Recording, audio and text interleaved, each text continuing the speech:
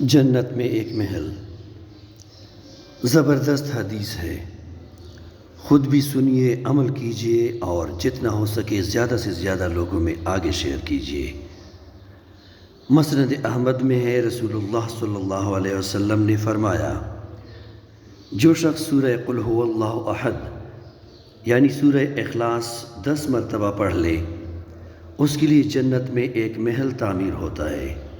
سیدنا عمر رضی اللہ تعالیٰ عنہ نے کہا، پھر تو ہم بہت سے محل بنا لیں گے۔ آپ صلی اللہ علیہ وسلم نے جواب دیا، اللہ کے پاس کوئی کمی نہیں، وہ بہتر سے بہتر اور بہت سے بہت دینے والا ہے۔